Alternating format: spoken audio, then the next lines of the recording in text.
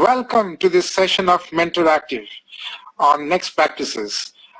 We are going to talk about a new theme, and I gather that there are many of you who are, new to this topic. So I'll certainly make sure that we make it as interactive as possible. Before anything else, let me tell you that this webinar is being presented from San Francisco. An accelerator here, which is a very exciting place where startups and new ventures get together and share next practices. It's about 11:30 in the night, and we still have people working here. It's a 24/7 hub where people, work as colleagues, and they share some of the latest technology, emerging practices in HR and operations, and see how best to collaborate with each other. I'm thankful to the MentorSquare team for doing a poll with all the participants here for this webinar, and they tell me that most of you are new to next practices and hardly any of you have really adopted it in your company. So that makes it very challenging for me, but again with the promise that I want to make it very interactive, and I just want to make sure that you just pose as many questions as possible, and shoot your questions. You can also use the chat facility here so that we can connect well with you. So what is next practices, and why do we need next practices to stay in the competitive game? First of all, we are living in a digital world where information is flowing very fast. So yesterday's best practices become something common and known to everybody.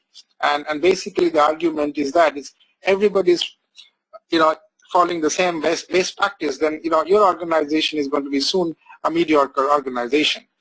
And what do you do to stay ahead of competition? If you look at next practices, it is important to tell you a little bit about the history. This is a concept which was pioneered and championed by Professor C.K. Prahlad, and he basically wanted to project the future for organizations and see how they could possibly look at some of those emerging signals in the marketplace, or some of the emerging practices in the marketplace or any specific industry, and amplify these signals to see how this could really be put to the advantage of the company. And one thing which is very, very important about next practices is that it is not something which is applicable to large multinational organizations or global companies and so on. It is something that you can adopt in any kind of organization. In fact, more interestingly, it can also be adapted to non-profit organizations as well. So it's entirely how you gauge signals which are really innovative and which can really bring about far-reaching changes to your organization.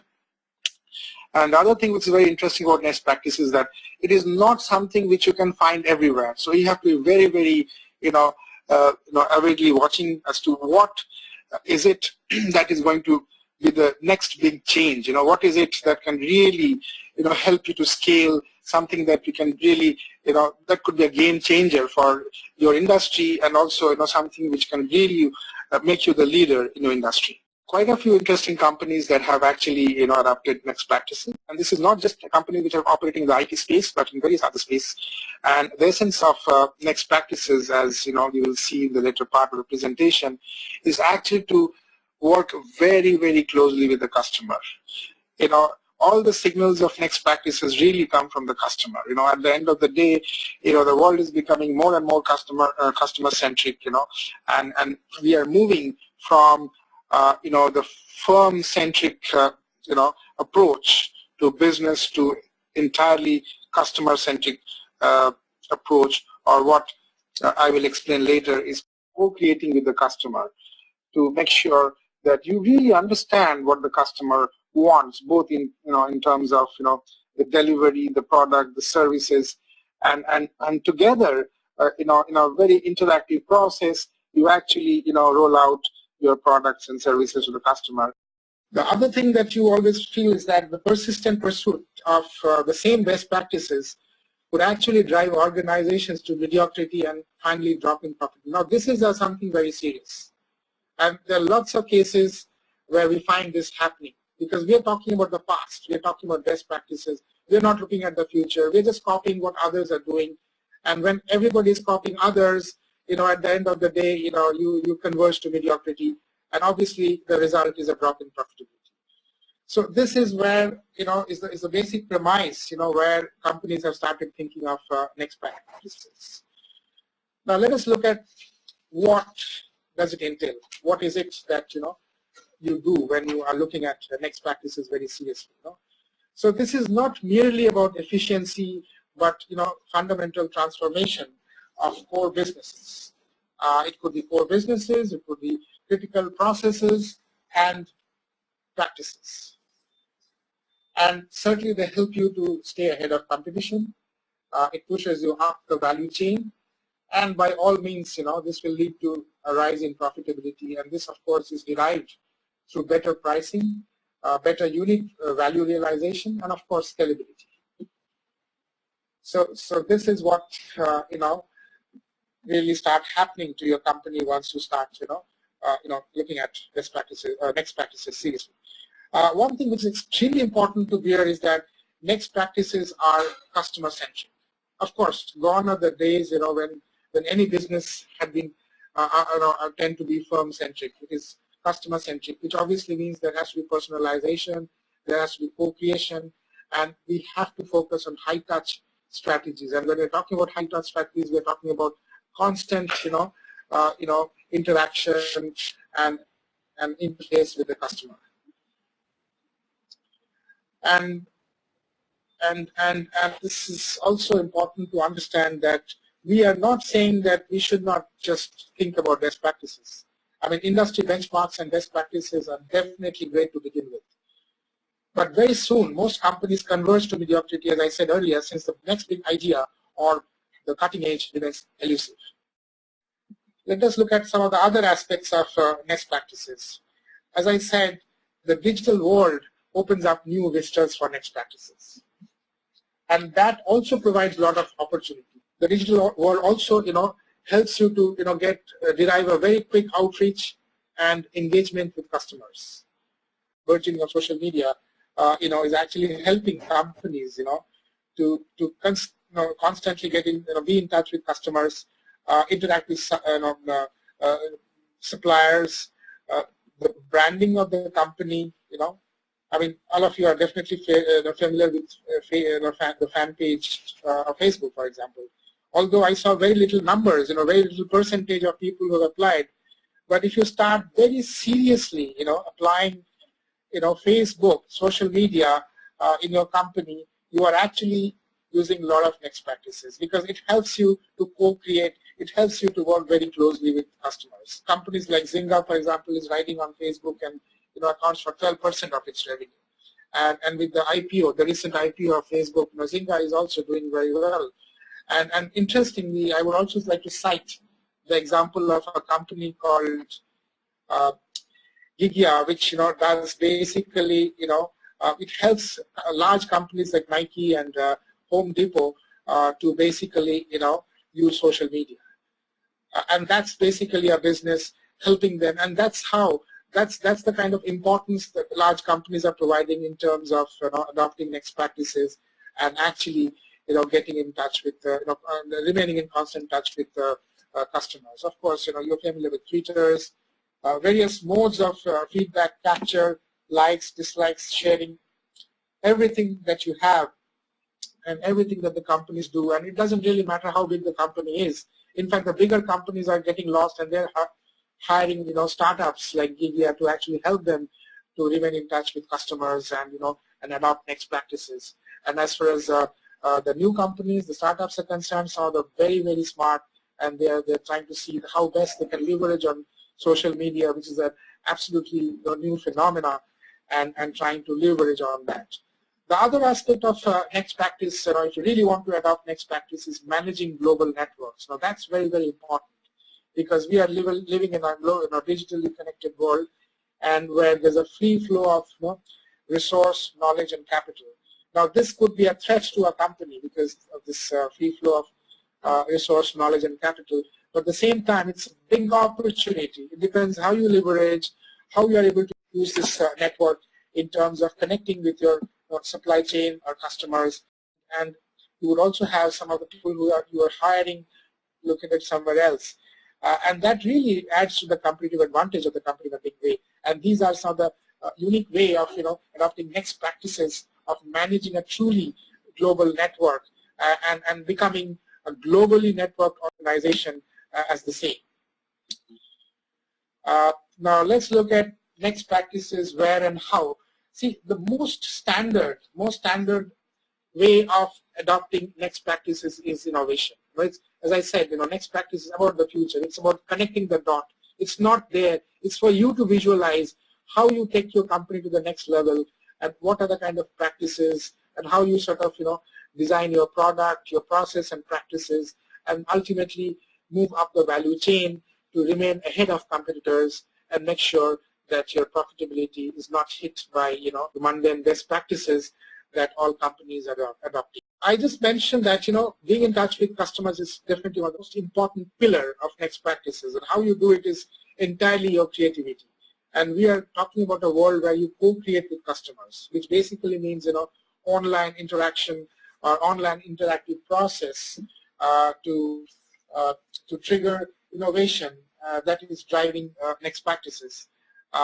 This pertains to design, this pertains to touch, feel, tastes, or attributes, application, ease of operation, delivery, what have you. There are so many ways that you actually, reach out to your customers and the customers, the delight for customers. So it's very, very important to work closely with customers. Now, this is something which can be illustrated by a lot of examples, but let me take 3 examples, okay? We are talking about Build a Beer Workshop, a company in St. Louis. So what you do is you actually go to this retail store, which is one of the largest store of this kind, where you actually can co-create. What the shop does, it co-creates with the customer, whereby you actually decide what kind of stuffed toy you want. So you have all various kinds of design, and nothing is actually ready for you. You just tell them what you want. You tell them what color, how it has to be done. You pick from various designs, and there are people who are interacting with you. So it is entirely through an interactive process that they would make a teddy bear or any other stuffed toy, and people come to the shop knowing nothing. They just figure out what they want, and they co-create, and then finally they go back with something of their choice. They're happy, and they pay far, far more in terms of the product. So this is another way of co-creating. There's several other examples. I mean, Subway obviously, charges more than McDonald's for its sandwiches. And one thing is very clear: there are step 1, step 2, step 3. Step 1, you choose your bread. Then you look at the stuffing, and then you look at the second kind of stuffing and the sauce, and then you go away with the sandwich that you pick. So you actually co-create. And there are more sophisticated example of co-creation than Subway, but I just thought of giving you some very simple examples. McDonald's, for example, would be selling a different kind of burger in Tokyo, for instance, or what they would sell in Delhi, or something that they would like to sell in Beijing.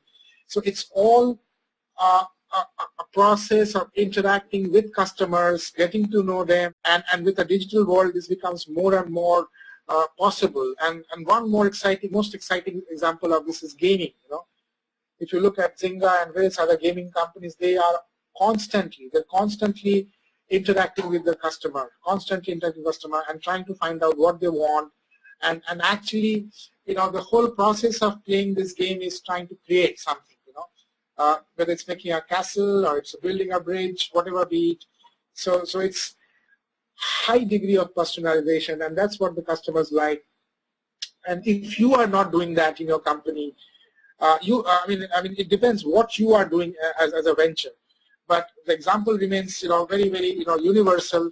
You have to adopt. You have to see what is your business, what is your line of business, and how you can personalize, how you can co-create, how you can interact with your customers, and make sure that you are delivering or you're designing a product which is, something that they adore, and they would go to you more than anybody else to get this product.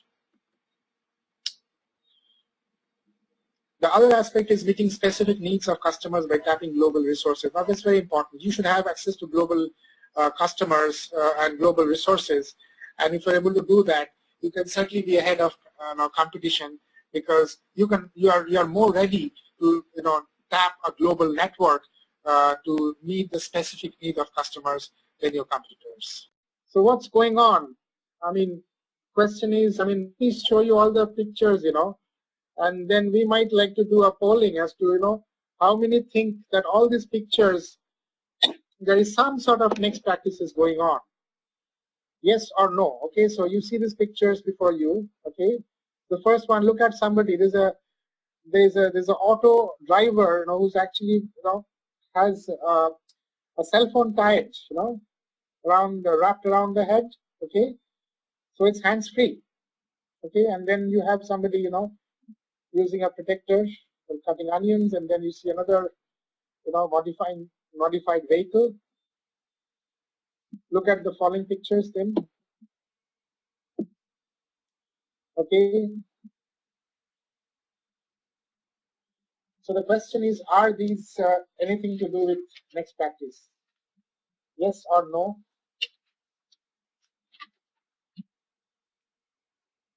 Vanita, would you like to just do a poll just to get an idea?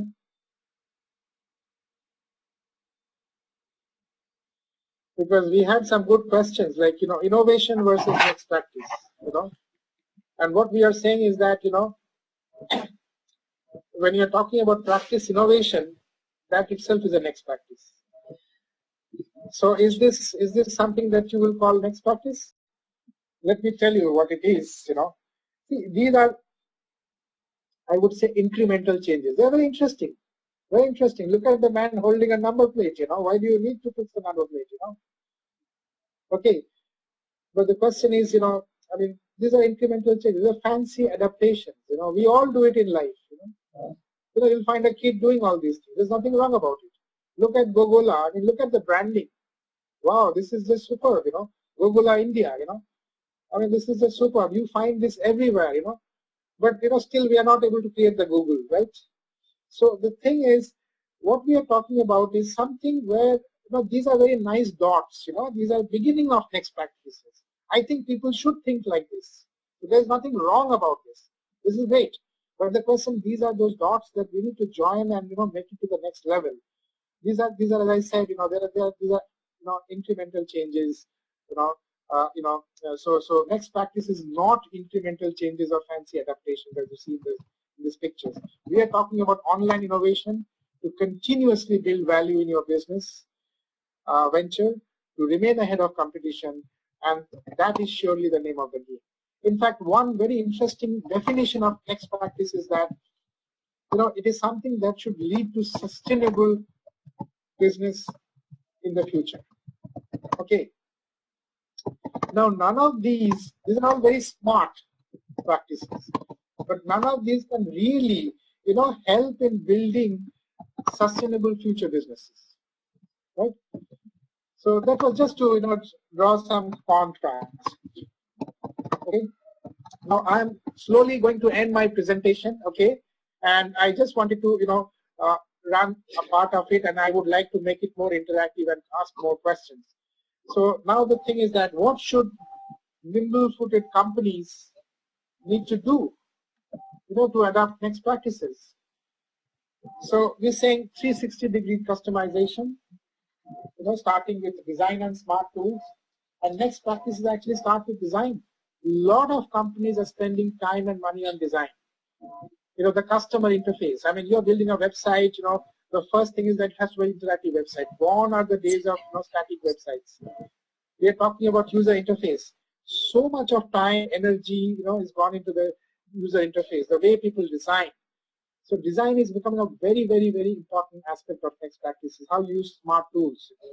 A lot of thought goes into these things. Even you're designing a building, you're designing a mall, whatever be it, design is something which really helps in terms of bringing a very dramatic change It also helps in bringing you closer to customer, developing better customer interface, and so on. Okay, the next is astute risk management at every stage of growth. It's not that you start risk management, after a couple of years you start a company. It has to start from day one. You have to have some risk model, how you work on it.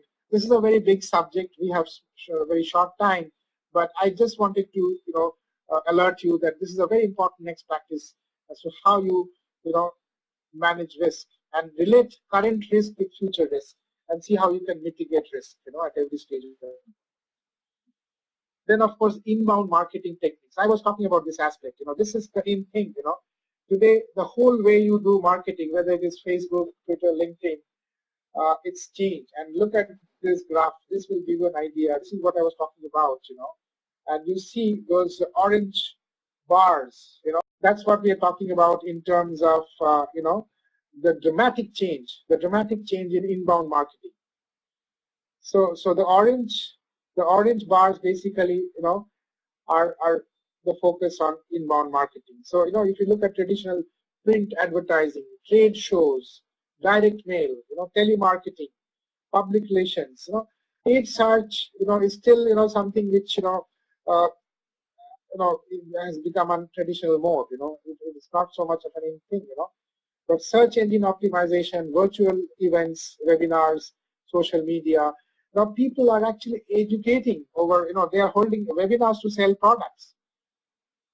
So it's the whole way of people, the selling products is more like creating awareness in the mind of customers, arranging webinars or various other events where they establish close touch with the customers. Now there are many facets of next practices, but I'm focusing on few of them, and this inbound marketing is certainly one of them, and there are many others.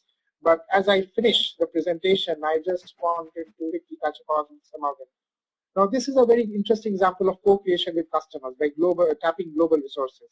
Now, this is the case, where you have this the Jaipur rugs, where 40,000 artisans across 10 states in India, they make the largest hand-knotted carpet company in India with absolutely strict quality control. There has been a case study of this in Wharton, and the person who started this Mankishore lives in Jaipur, and he's been consistently building this huge network.